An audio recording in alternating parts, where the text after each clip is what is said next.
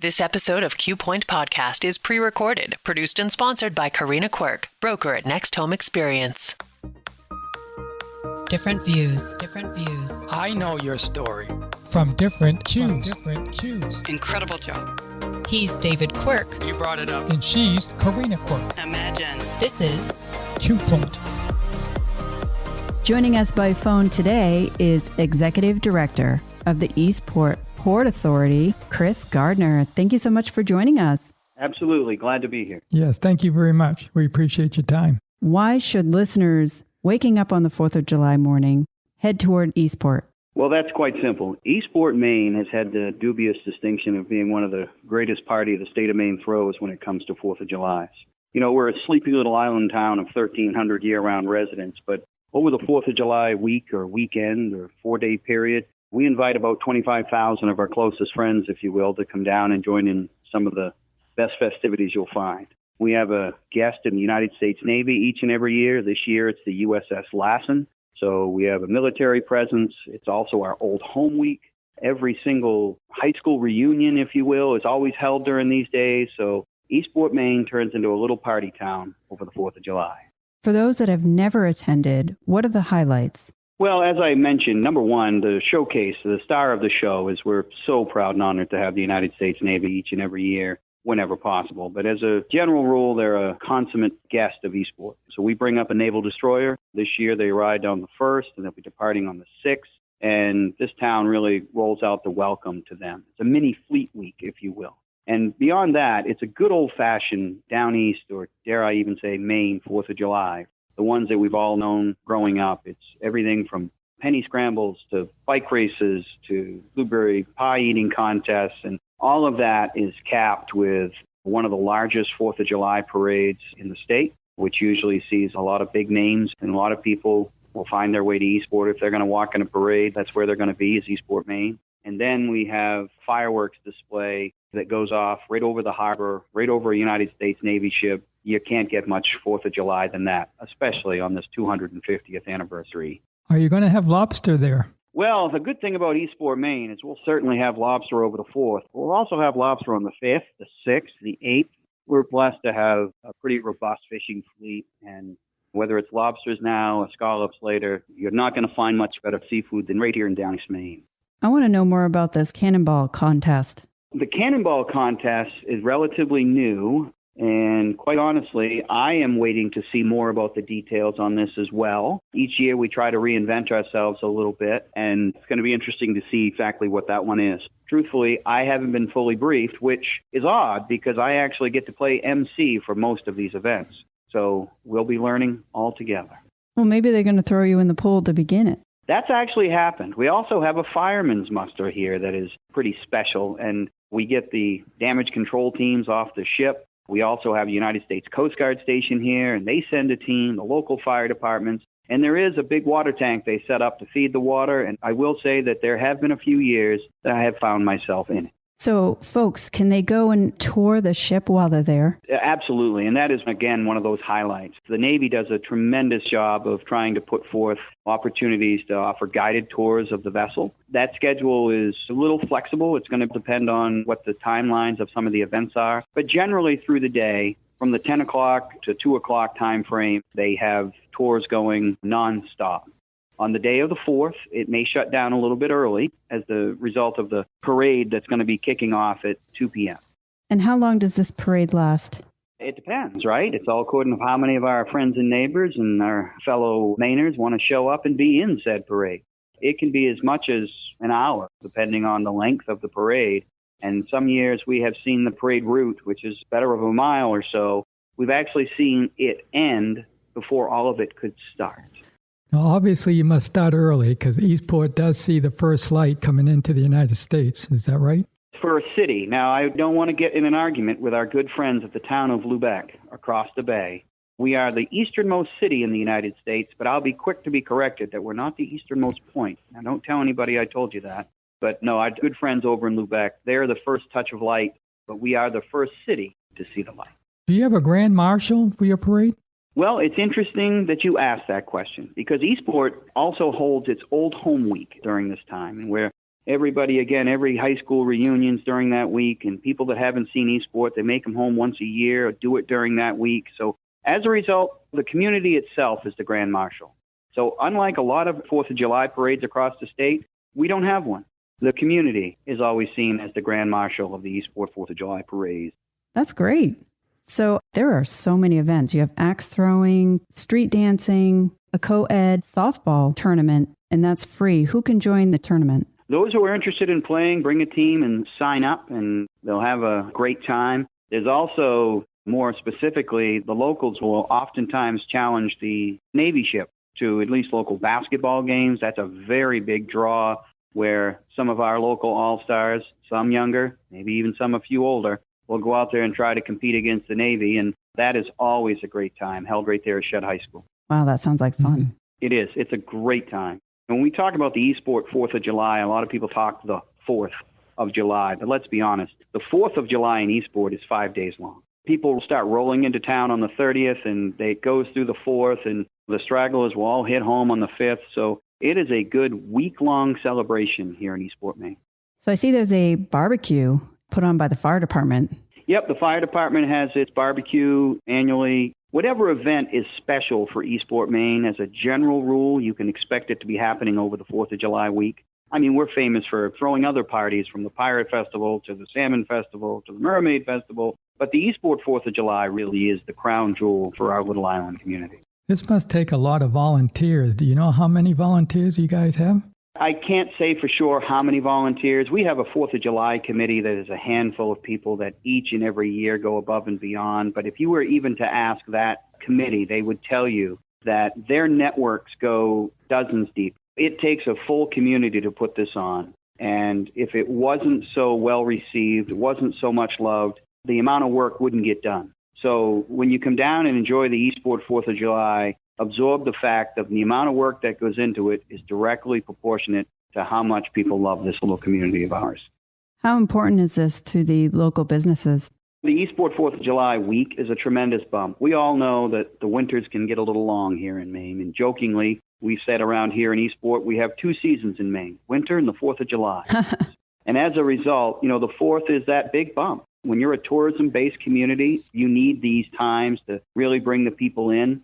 And over the years, there's been times due to when our breakwater was down or there were other issues that kept the Navy away. When the 4th of July is a little bit in a flat year, the businesses feel it. The community feels it. So this is certainly, it's our crown jewel, and we're really excited. Since you stated it's Old Home Week, why do so many former residents come back this particular week? The residents come back for the same reason that our new visitors show up. And that is, there's just an attraction to Eastport, Maine. Over the years, a lot of people have called it home. 3.7 square mile island, a lot of people leave, but it's a place that everybody wants to come back to. And this 4th of July and Old Home Week gives a chance for families to reunite, classes to reunite, and that is as much a part of the Eastport 4th of July as the fireworks themselves. If somebody's never visited there before, what can they expect? What they can expect is a little bit of nostalgia, a little bit of stepping back into time. It's that sense of community that sometimes we're losing, it seems, over these years as of late. Going to Eastport over the 4th of July is going to be something that you remember, and it's going to be something that you're going to want to tell people about, and who knows, maybe next Old Home Week, you need to decide to come back as well. We're famous for a lot of things. Heck, we got raised mustard, we got lobster, we cook awkwards here. There's so many great things about Eastport, but the reality is it's the totality of the whole community that you can expect to enjoy. When you look at Eastport today, what gives you the most optimism? It's people. The energy in Eastport, Maine is such that it's a very welcoming community. It's a community that continues to adapt, and it's also a community where multiple different sectors get along. We have a vibrant arts community. We have a commercial fishing community. We have the aquaculture industry. We have cruise ships coming. We have fabrication work. There's all kinds of these things that on a 3.7 square mile island never bump into each other. They're happy to coexist, and they're happy to see this community continue to thrive in whatever method it is. And on top of it all, we're the deepest natural seaport in the continental United States. So we have quite a lot to offer. What industries do you think have the most growth potential in your area? Well, obviously, having the deepest natural seaport in the United States, we put a lot of eggs in that basket. For years, Eastport's economy has come from the ocean, and years going forward, it will continue to come from the ocean. It may look a little different. I think commercial fishing is still going to be there. The aquaculture industry is going to be there. But water-based tourism as well, whether that be cruise ships, day visitors. We have our friends across the bay at Campobello Island. You have Roosevelt's there. So there's a tremendous draw that anything that has to do with the water is going to be part of our future. So what are some of the challenges for Eastport? Well, the challenges for Eastport are the same challenges for Maine. We have changing demographics all the time. We're a state that's getting a little bit older, and we have to find a way that we can ensure that the next generation has as much opportunity here as the former generation did. So it's really about continuing that community growth at a younger rate. I think we need to prioritize the youth. Maybe we don't do it as much as we should, not just in Eastport, but the state of Maine. So that's really our biggest challenge, is just making sure that whatever we choose to do in the future, we recognize that it has to work for the next generation, not just for this generation. Do you feel that Eastport is getting enough attention from the policymakers? I think Eastport has the same challenges that a lot of rural Maine does. As far as the policymakers in Augusta goes, I think they need to kind of focus on the bigger things, in the sense that it's things like energy. It's things about, obviously, nobody likes to pay their taxes. But it's also about putting a climate together that can allow businesses to thrive. The policymakers, if they could just focus on those major things, the creativity and the smarts and the can-do attitude, that exists in a lot of Mainers. I say this lovingly, but the best thing the policymakers in Augusta can do is to try to stay out of the way. And I say that lovingly because we've had some great support over the years. And the Maine Department of Transportation has done wonderful jobs helping to invest in the infrastructure down here. But going forward, it's really turning the creative spirit back over to the people of Maine. And Augusta needs to focus on doing what it can to support that, not just, dare I say, regulate that. So you were a Washington County commissioner for 20 years? 20 years, that's correct. Washington County has faced significant financial challenges over the past year. What happened there? That was unfortunate, obviously. And there's been a lot of, dare I say, misinformation put out there about that. What happened in Washington County was, over a period of years, unfortunately, it was missed by the budget committees, the banks, the commissioners, the treasurer's office, etc., that there was an accounting error which resulted in us effectively putting out tax bills for 3 or 4 years in a row, that if we needed to raise $8 million, we were only sending tax bills out that totaled like 6.5. So each year, we weren't raising enough money. Now, the problem was, due to the fact that we were a highly fiscally conservative board, from previous years, we never spent all the money that we got. So we were always returning money. So that masked that problem. We had leftover monies each year, and we always tried to do that, return as much money to the taxpayers as possible. But that allowed that problem to go unnoticed for some time. I first noticed the problem at the conclusion of the 2022 budget in doing the financial reviews. And I raised the issue then with the finance department. And I was assured that there was, quote unquote, no problem. But I was seeing some anomalies in the budget that I couldn't understand. And I said, look, the following year, if I see it again, we're going to have to ask some tougher questions. And when I did see it again the next year, that's what kind of uncovered and put a real focus on the audits to say, look, there is an accounting problem here. And that's when it was discovered. Exacerbating that problem was the fact that all of this took place coming out of COVID. And the fact that when the COVID situation happened, the whole world stopped, as you remember. And our auditor that we had, a third-party auditor, they're not in-house. We have to go to the private sector to get them. The whole world stopped working. If you remember, we were all told to hide under our beds for a year. So nobody went to work. But the county still had to move on because we were public safety. We're the sheriff's office, jail, 911, very important things. We didn't have the luxury of just going home. So with that, when we come out of COVID, the auditor that we had still didn't want to come back to work. So we went a period of a couple of years without an audit. And then we ended up having to, quote unquote, fire that auditor and go get a new one. Well, the problem was, coming out of COVID, everybody was backed up.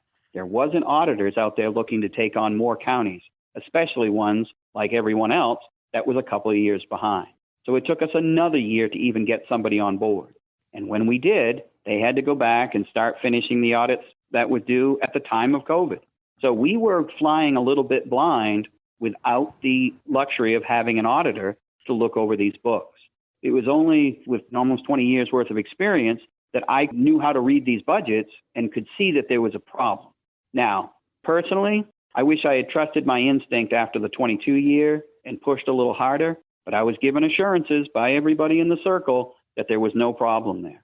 And it wasn't until I saw the repeated pattern the following year that I hit the all stop button and said, we need to look at this much, much further. Well, certainly it's happening not only in Washington County, but across the state. And I think it's for similar reasons. Now, what does Washington County need to do to regain financial stability? Well, I will say Washington County's situation, as bad as it was, and we were the headlines, our situation otherwise is not nearly as bad as in other places.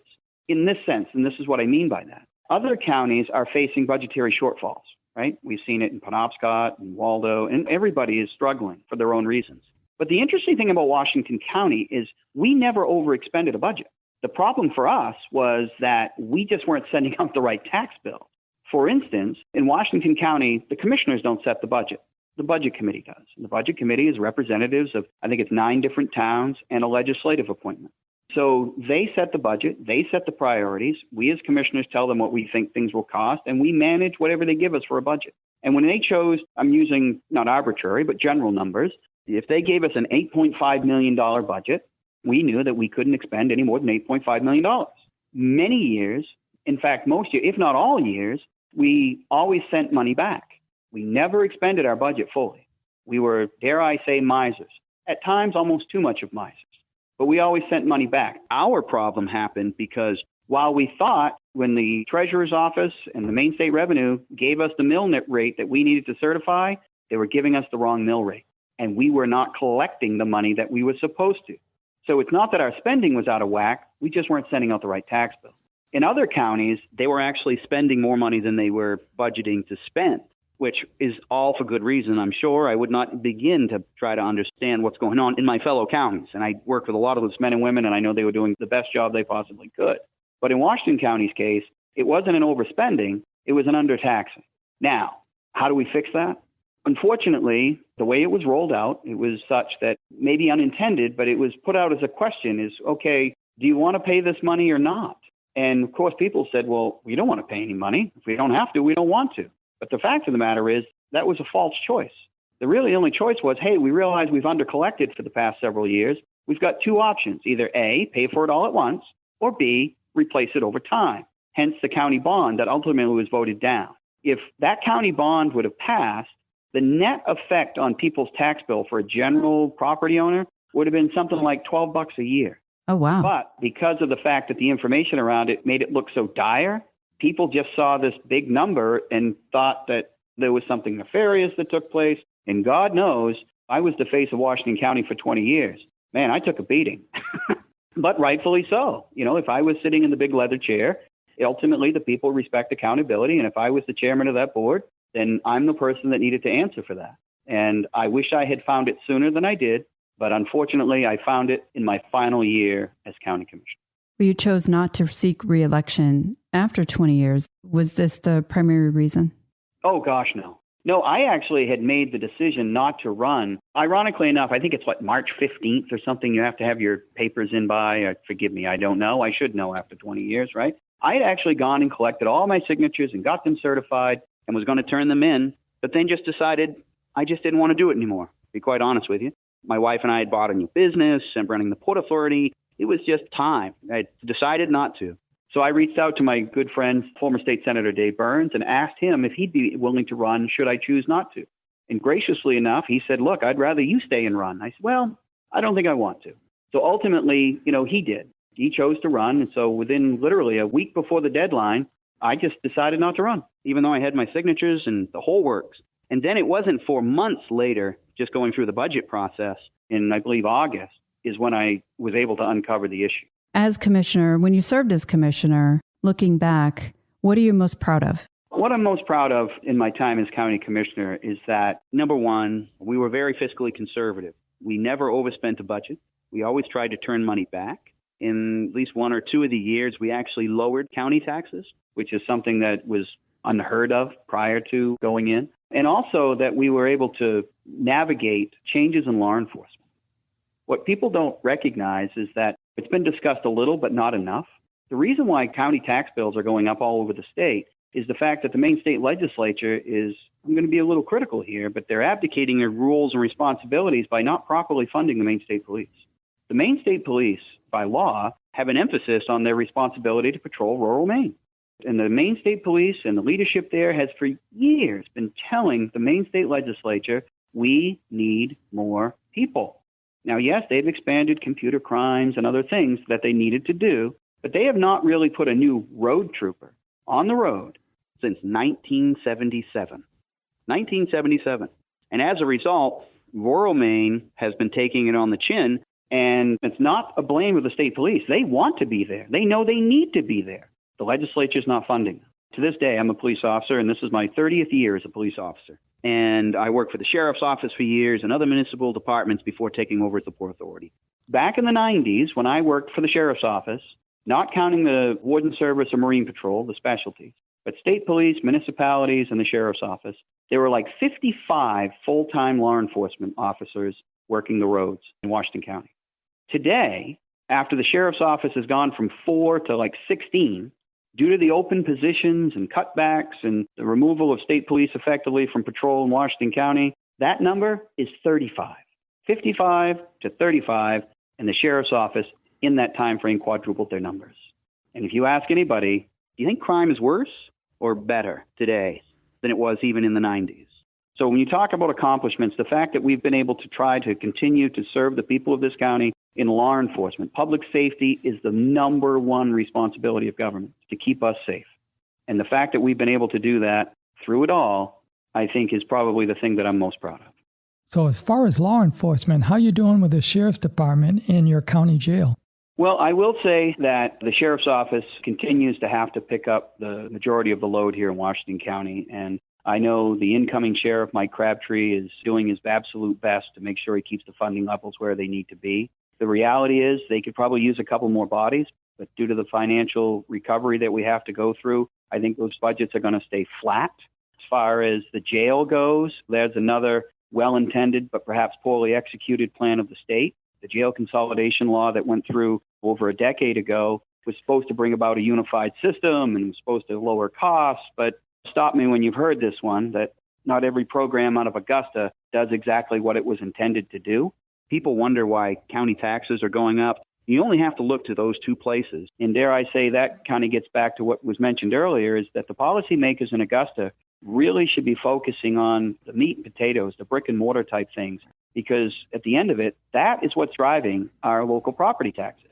The state is failing, and again, as they've done many times in the past, they're effectively tax shifting what should be overall state responsibilities, and they're pushing it down to the counties, which is obviously a direct route to the property tax dollars. I know in Hancock County they were having problems financing a canine unit. Do you guys have one of those? Yeah, Washington County has, I believe, a couple of canines, and we've got some great officers there. And that's the problem that we have in the rural parts of Maine. And dare I say, Washington County certainly is the poster child for that. Washington, Aroostook, Piscataquis, we kind of own that moniker. But we are lucky for being a rural county that our current sheriff, Barry Curtis, who's retiring after serving some great terms, and the incoming chief deputy, soon-to-be sheriff, Mike Crabtree, has always made sure that even though we may be out here in the middle of everywhere, so to speak, we certainly have the resources that the people of Washington County deserve just as much as Cumberland or York. Do you find a big drug flow coming through the port? It's not really the port, but our proximity to the Canadian border is a unique thing for Washington County, in the fact that there's only a few of us that share that international border. And I think that draws a lot of attention, and that is probably one of the focal points that I know that Sheriff's Office and local municipalities and MDEA, that partnership is very strong to continue to try to address those problems. But I think that if you look at it, it's our rural nature and the fact that drug dealers, they pick up the paper, they read the news, and they can see that we're 3,400 square miles and we're 34,000 people, and we're spread out, and the only conversation we hear about is how we can cut law enforcement. So it's pretty ripe, especially when you figure that we have the international border right here as well.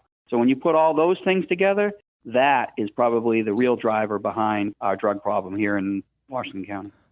Well, I know Marine Patrol is out there because Corinne and I were boating last weekend, and they did pull us over and check to make sure we were up to snuff on our Coast Guard equipment. Yeah, we do have our waterborne resources here, and Washington County is very lucky in the fact that we do have that piece of ocean. There's a lot of opportunity that comes with it, and I know the state and the United States Coast Guard especially are doing their best to be able to patrol those waters. But from the drug problem standpoint, I think it's more of a land-based issue. And I want to be clear. I want to kind of point something out there. It's the fact that a lot is talked about with maybe Washington County and other places with the quote-unquote drug problem down east. But the difference between Washington County and perhaps other places, and what I'm proud of, is the reason why maybe you hear as much about it in Washington County as anywhere else, is unlike other places, we talk about it. We don't try to pretend it isn't happening. We don't try to turn a blind eye. Some of the major municipalities in this state, and I'll let them remain nameless, they have homeless problems, drug problems, encampment problems, but they want to pretend like it's not happening and pretend like everything is fine here, move along, nothing to see.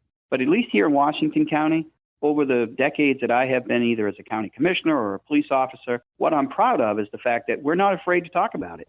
Because until you drag it out into the open and discuss it and put the sunlight to it, there isn't a darn thing you're going to fix. Have cross-border relationships changed over the years? There's been a lot of chatter about cross-border relations, especially as of late. But one of the things here in Washington County we're happy to be able to say is that we don't see the border as much. When it comes to the friends and neighbors, we have literally families that span the borders, especially here in Eastport. Campobello is seen as part of the community. Calais and St. Stephen, they share fire department response times. They are there for each other. And I know, and you get up in Forest City, the same is on the other side of the border. Washington County has long had a shared relationship with our Canadian neighbors. And for all the chatter that may be at the bigger levels, I am proud to say that it is as strong today and maybe even stronger because we tap into what we've known for years, and that is we're all in this together. As we wrap up, how do we attract younger families and workers to Down East Maine? That's the million-dollar question. But I think part of it is recognizing that we have to think younger. We have to think younger. I gave the commencement address at the high school many years ago, and I told them, I said, look, the problem we have is that we have a bunch of older men and women, a bunch of gray-haired individuals, of which I'm one, sitting on city councils and town councils, planning for a future they'll never live in, based upon their experiences from a past that will never return. And what we have to do is start thinking younger, and we have to start prioritizing them. And prioritizing the younger is prioritizing families, and that's really where we need to go. The state of Maine needs to say, yes, we're open for business, but we're also a place to raise a family. And if we don't start thinking younger, there is not a whole lot we're going to do to be able to fix many of these problems. Executive Director of the Eastport Port Authority, Chris Gardner, thank you so much for joining us. It's been an absolute pleasure. Absolutely. And I thank you guys for the opportunity, and check in anytime. Have a great 4th of July. Looking forward to it. You've been listening to Q Point. Follow us at qpointpodcast.com or on your favorite streaming app. This is where you can get the news from the people who make the news. Make sure to join us next time. We hope you tune in. Q Point Podcast invites guests and candidates from all parties to join the conversation. The views, information, opinions, and comments expressed during this program do not necessarily represent those of the host, Q Point Podcast, associates, affiliates, and CQRE LLC. Thanks for being a part of the conversation. The most important voices aren't always the loudest ones. They're the voices of everyday people, raising families, running businesses, serving their towns. That's who we want to hear from. Share your ideas with us online, and let's make sure those voices are never left out. Find us on Facebook or on X or at qpointpodcast.com. We look forward to hearing from you. Catch every episode at qpointpodcast.com or wherever you stream. Tune in and tell your friends.